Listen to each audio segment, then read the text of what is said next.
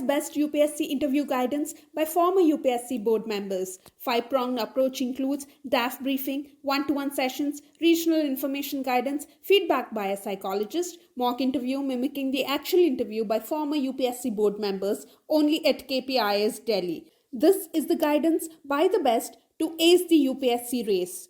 WhatsApp your DAF to 9133957733 now. Hello everybody, welcome to KPIS Delhi's CARE initiative, Current Affairs through Reverse Engineering. These are the articles that we'll be seeing today. Let us look into the first article. Investing for growth. What is the context? The context is that the World Bank study on investment and growth from 1950 to 2022 has shown some trends, and that is the context, and the trends are important for your preliminary examination.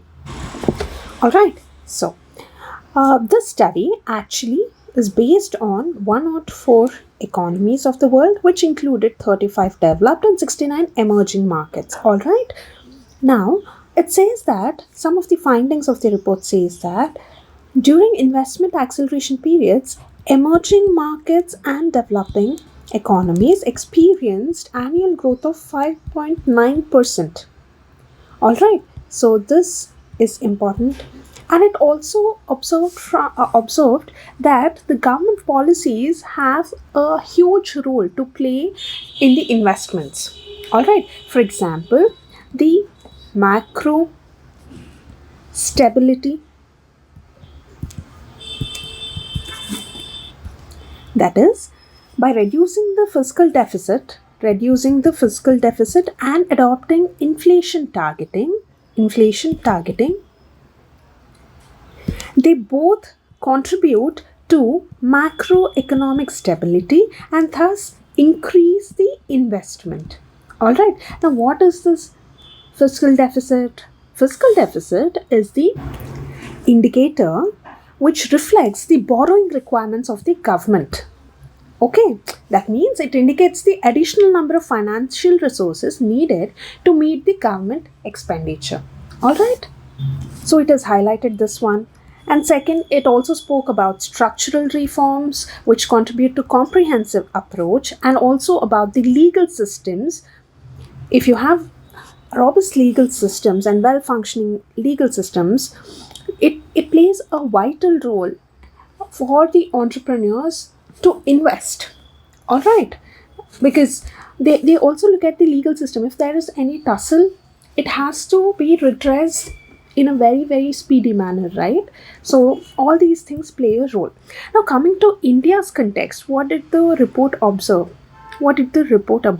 See, the report observed that in terms of macroeconomic stability, India has a high degree of stability, but fiscal improvement is needed. Alright, so India has high degree of stability, macroeconomic stability, that is one observation, but fiscal improvement is needed. Alright, that is one observation. And the other observation is that this word is important: fiscal deficit dilemma.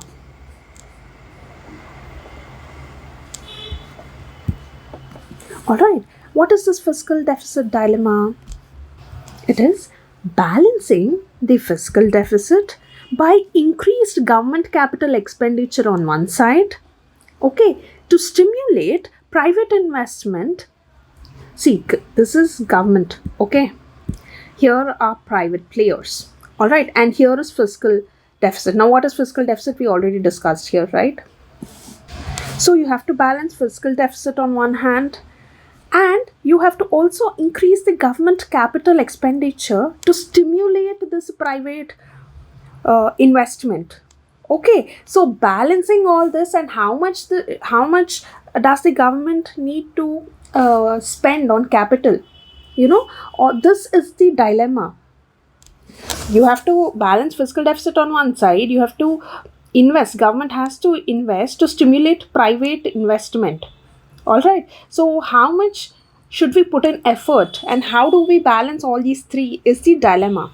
Alright, So this is the second one. First is the macroeconomic stability, second is the fiscal deficit dilemma, and third is about the Indian judicial system. Despite India having the independent judiciary, India faces challenges in enforcing contracts. Now, what will happen if contracts are not enforced properly? It will affect the ease of doing business rankings. All right, so these three are the observations. And another observation with respect to private investment is that since 2013, private investment in India, private investment in India as percentage of GDP has declined. Private investment in absolute terms, it might have increased. However, private investment in terms of GDP has decreased. So this is very, very important. All right, from 2013 to 2022, this is the trend. All right. The fiscal deficit is equal to the borrowings of the state. Yes, that's what we have seen, right? What is fiscal deficit? It reflects the total borrowing requirements of the government for financing the expenditure, including interest payments. All right. So, yes, this is correct. A consistently high fiscal deficit to GDP ratio is indicative of robust government spending. First of all, you will get stuck here. What is fiscal deficit to GDP ratio? See, if you have to cut that into pieces, one is fiscal deficit and GDP. So GDP, write it like this, no? Fiscal deficit. Okay, so the annual government fiscal deficit as proportion to GDP is fiscal deficit to GDP ratio. All right. Now, what is fiscal deficit? We all know that it is the borrowings of the government, right? Borrowing requirements of the government. So, what are they talking about? It is the total government debt as proportion to GDP. Okay, so translate it into simpler terms. All right. Yeah. So, a consistently high fiscal deficit to GDP ratio is indicative of robust government spending, which, if well directed, can spur economic development by creating a conducive environment for private investment.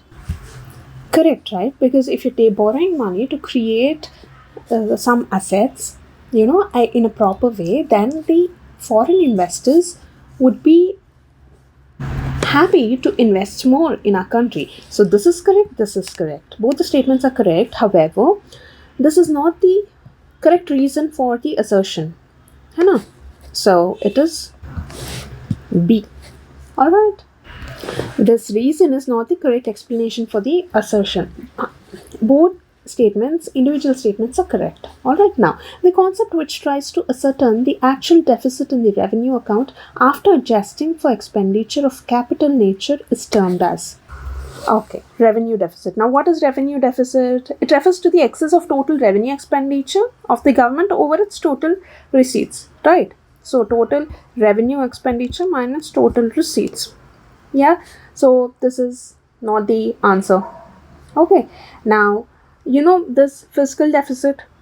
What is fiscal deficit? It is defined as the total borrowings of the government. So, this is also not the answer. If you don't know the correct answer, at least you eliminate whatever you know. Alright, now, primary deficit. What is primary deficit? It is fiscal deficit minus the interest payments on previous borrowings.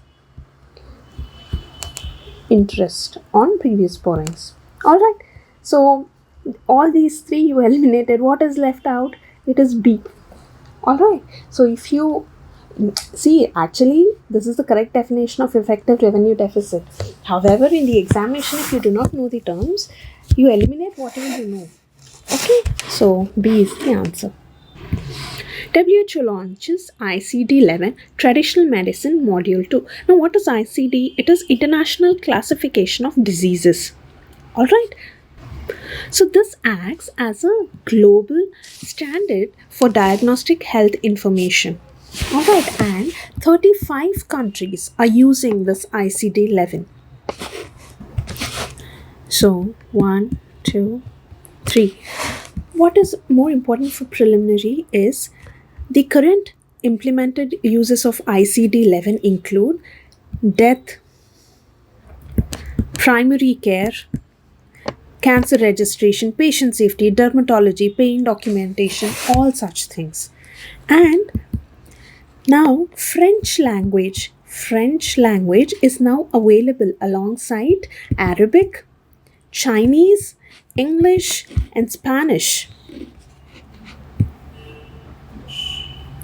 Russian and 20 more languages are underway. Okay, they are used to prepare this list. Okay, or the list is available in these languages. You can say so.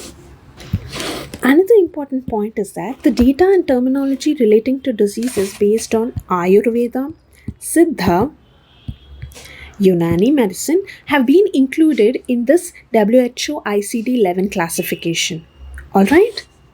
And Ministry of Ayush in collaboration with World Health Organization has actually prepared the classification using this one, Ayurveda, Siddha and Unani. All right? Now, what are the advantages of these codes? These codes can be used to formulate future strategies to control various diseases in the society. All right? And inclusion of Ayush. Not all elements of Ayush, but this one, Ayurveda, Siddha, and Unani, is actually a move to decolonize the healthcare system. Yes or no?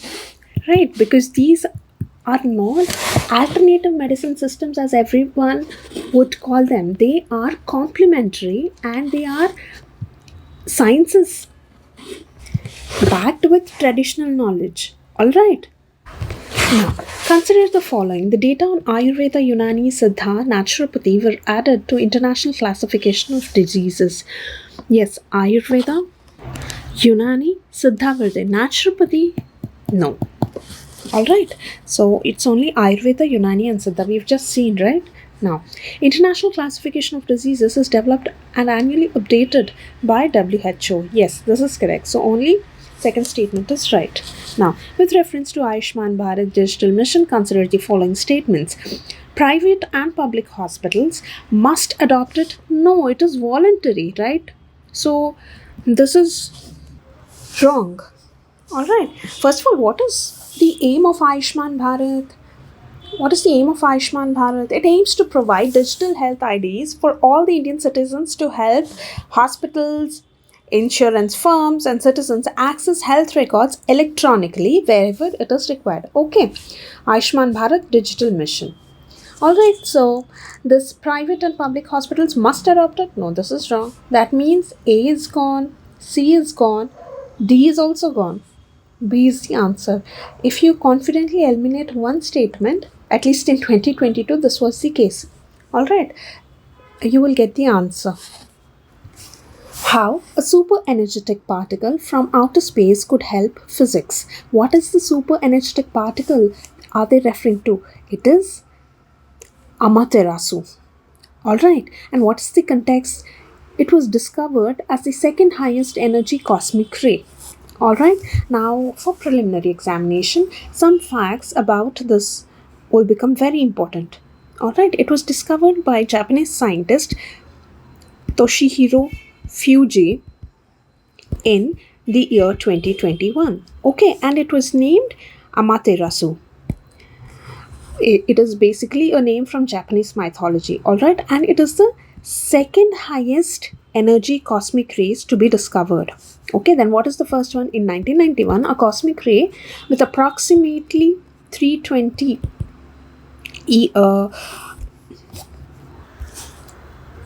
320 electronic volts of energy rays was discovered, alright, or detected in 1991, and it was known as the Oh My God particle. Okay, and it was the most energetic cosmic ray recorded till date. Alright, so these are some basics about this particular particle, Amaterasu. Now, first of all, what are cosmic rays? What are cosmic rays? They are streams of energetic particles and clusters of particles coming from outer space and the sun. Alright, and they include protons and alpha particles. Protons and alpha particles. You know what are protons, but what are these alpha particles? They are nuclei of helium atoms. Alright, and their energy is mostly lost in the atmosphere itself, and hence only low intensity when energy is lost, you will be left out with less energy, right? And only those energy, low intensity cosmic rays reach the Earth's surface. Alright, cosmic rays with low intensity only touch this one because they start with high energy, but after losing energy, they'll only be left out with less energy, so only this one will reach the Earth's surface. Alright. Okay, these are points about cosmic rays. Now again you will come across two terms. One is the galactic cosmic rays and the other one is solar cosmic rays. Now what are these galactic cosmic rays? They originate outside the solar system, possibly from events like supernovae. Alright, supernovae. However, solar cosmic rays mainly contain protons and originate from solar flares. Now what are solar flares? Solar flares are intense bursts from radiation from the sun that can directly have influence on Earth's electronics. Okay, that has influence on Earth. Okay, they're majorly intense bursts of radiation from the sun, solar flares. Alright, so these are some points or basics about this particular article. Alright, consider the following statements. Amaterasu is the highest energy cosmic ray to be ever discovered. This is wrong. It is the second highest energy cosmic ray, right? So this is wrong. Next, cosmic rays do not reach the Earth's surface at all. No, they do not reach the Earth's surface is a wrong statement because we've seen that after losing energy, the cosmic rays with whatever energy they have, little amount of energy, if it is sufficient to travel, then they reach the Earth, right? So low intensity cosmic rays you can call them. So they reach the Earth. So this is wrong. Cosmic rays include protons and nuclei of helium atoms. Yes, this is correct. We have seen. So only one statement, it's correct. Alright. If a major solar flare reaches the Earth, which of the following are possible effects on the Earth? We have seen what is a solar flare. Right? Solar flare are intense bursts of radiation from the sun that can directly influence the electronics on the Earth. Alright? Now, GPS and navigation systems could fail. Yeah, this can be a possibility because a large solar flare is projected to strike satellites in the Earth's upper atmosphere. Okay, so this could happen. So what will happen if the satellites aren't working? It could affect if it is a satellite that is associated with GPS and navigation. So this would happen, right? Most probably. So 1 is there. That means B is gone.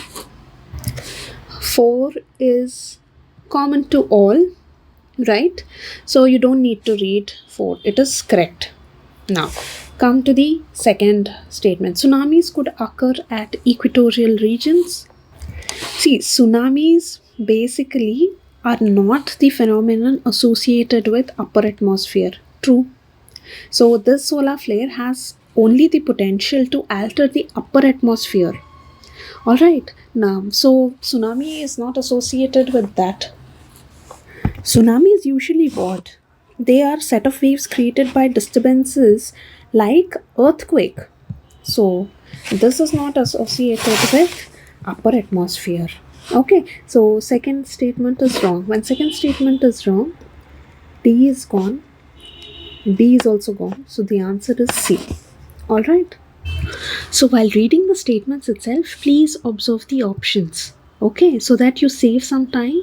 See, here you have only read how many statements? First statement you've read. You've read second statement. That's it. Right? So this thing you please remember to do. Alright? Why did North India fog so heavily last week? Explained. Now here for preliminary examinations of UPSC and other exams, this fog is an important topic. Alright, what is the mechanism behind fog formation? See, collection of small water droplets formed when evaporated water cools down and condenses. Okay, so that is the mechanism. And coming to temperature disparity, they are formed due to temperature difference between the ground and the air.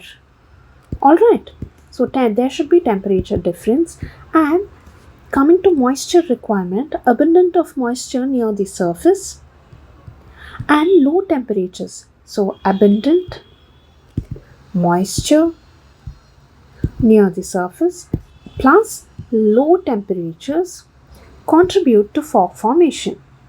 Alright, see, when you look at fog in a deeper sense, there are some terms, okay? Infrared cooling, okay? When there is transition from summer to winter with warm moisture condensing rapidly. So infrared cooling occurs during the transition from summer to winter with warm moisture condensing rapidly. Okay, so and this is one thing. Second is about radiation fog. Radiation fog. It is common when it's a warm day with high humidity and is followed by rapidly dropping temperatures. Drop in temperatures. Alright, so radiation fog, for radiation fog to be there, these are the conditions. It should be a warm day with high humidity followed by rapid cooling temperatures or rapid drop in temperatures. Alright, now what are the regional factors contributing to fog in northern India? One is the Indo-Gangetic Plain. Okay, they are prone to winter fog due to low temperatures, low wind speed. Okay, availability of moisture and aerosols. Moisture will be there and aerosols. Okay, now moisture incursion. Second reason is moisture incursion. It is influenced by western disturbances and incursion from Arabian Sea. Alright, so Indo-Gangetic Plain and moisture incursion. Alright, these two factors contribute to the North India fog. Alright, now consider the following. Okay, how many of the options listed above these are ideal conditions for the formation of fog? Okay, high relative humidity, yes. Cooling of air, we have seen, yes. Light wind, yes. This is we have seen in the regional factors contributing to fog in northern India, right? And presence of condensation of nuclei, yes, this is also correct. So all the above are correct, right? Now, here you came across one word, right? Relative humidity or high relative humidity. What is relative humidity? Relative humidity is the amount of water vapor actually that is present in air, expressed as the percentage of maximum amount of water vapor that the air can hold at the same temperature. Okay, see, there is constant temperature. Okay, now there is some amount of water vapor in the air. All right, this, if it is expressed as the percentage of maximum amount of water vapor that the air can actually hold. Okay, so that is called relative humidity. The present one versus how much it can actually hold. That is relative humidity. Alright, and fog usually occurs at 100% relative humidity. Okay, or high relative humidity. Yeah, now, why is it difficult to see through the fog? Rays of light suffer total internal reflection? No. Rays of light are scattered by the fog droplets. This is correct, right? That is the reason why there are road accidents on foggy mornings. This is also called Tyndall effect. Alright? So B is the answer. Rotep Personal Computer imports a table at India-US Trade Policy Forum. So we've taken this article from Business Standard, and one important discussion for prelims with respect to this article is generalized system of preference. Okay, GSP. Now, what is this generalized system of preference? It is a facility that was agreed upon at the UNCTAD, that is United Nations Conference of Trade and Development. Now, what is UNCTAD? We will also see that in detail because it's important for prelims. And this GSP was adopted in the year 1968 and instituted in the year 1971. It is actually a facility granted to the developing countries, or say beneficiary countries, by certain developed countries or donor countries. All right. And this preferential treatment is non-reciprocal. All right. And what are the countries that actually grant GSP preferences? There are 15 such countries. All right. And in these 15 countries, India is in there. India is not there. All right. Then what are the countries that are there? USA, UK, Japan, Russia, Canada, Australia, New Zealand. Okay, so these are the main countries. Apart from these, you also have Armenia, Belarus, European Union is also here. European Union, Iceland,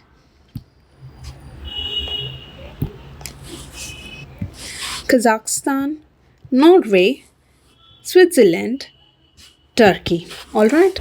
So these are the 15 countries. 1, 2, 3, 4, 5, 6, 7, 8, 9, 10, 11, 12, 13, 14, 15. Okay, so these are the 15 countries. Now, what is this UNCTAD? What is this UNCTAD?